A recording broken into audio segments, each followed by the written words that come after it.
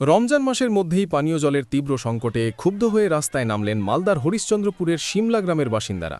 অভিযোগ, ৩ মাসের বেশি সময় ধরে বন্ধ রয়েছে পিএইচির জল সরবরাহ, অথচ সেই জল চাষের জমিতে সেচের কাজে ব্যবহার করা হচ্ছে।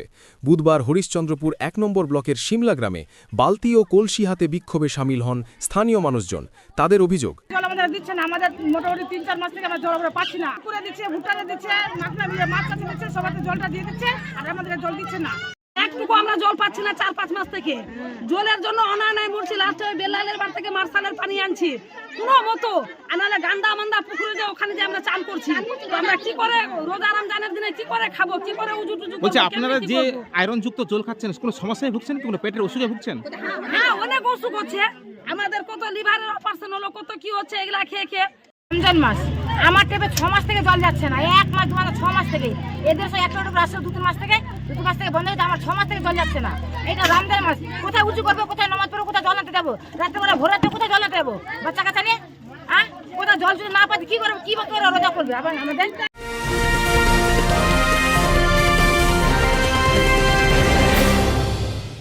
উত্তর ২৪ পরগনা ও তার আশপাশের এলাকার মানুষের সেবায় ক্যাথ ল্যাবের মতো অত্যাধুনিক সুবিধা নিয়ে পরিষেবায় ব্রতী সারদা মাল্টি স্পেশালিটি হাসপাতাল।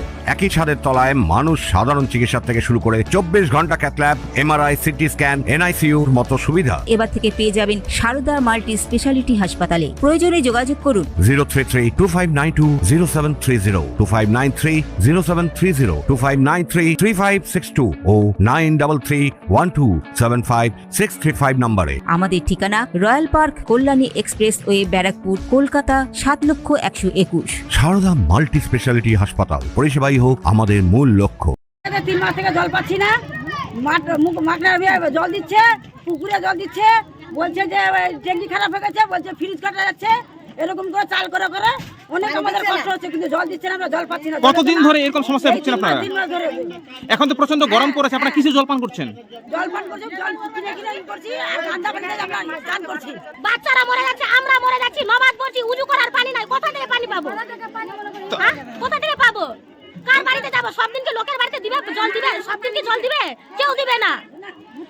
বলছে কি না খারাপ, প্রত্যেক দিনে বলছে খারাপ আছে, ফিউজ কাটে যাচ্ছে।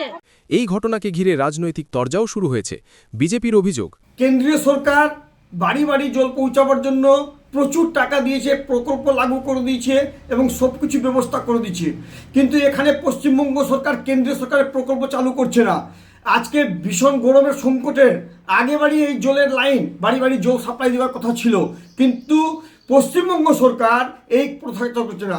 আমাদের বিধানসভায় আমাদের তৃণমূলের মন্ত্রী থাকাকালীন, এমএলএ থাকাকালীন আজকে জলের ব্যবস্থা ওরা করেনি, কিন্তু ওরা শুধু কাটমানি কোথায় পাওয়া যাবে, কোথায় কাটমানি পেলে পরে ওদের কাজ হবে, এটাতে নিয়েই তৃণমূল সরকার ব্যস্ত থাকছে এবং জনসাধারণের কোনো কাজ করছে না।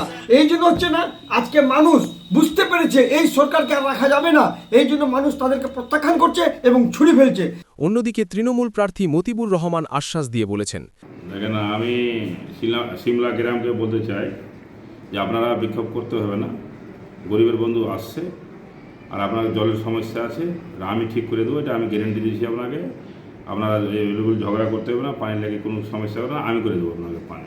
জল সংকট ঘিরে এই বিক্ষোভে এলাকায় উত্তেজনা ছড়ালেও দ্রুত সমাধানের দাবি তুলেছেন গ্রামবাসীরা। তনুজ জৈনের report, news Bengal today. Meghbela লাইভে আপনার পছন্দের টিভি চ্যানেলস সম্পূর্ণ বিনামূল্যে, শুধুমাত্র মেঘবেলা ব্রডব্যান্ডের কানেকশনের সঙ্গে। মেঘবেলা ব্রডব্যান্ড, বাংলার ঘরে ঘরে।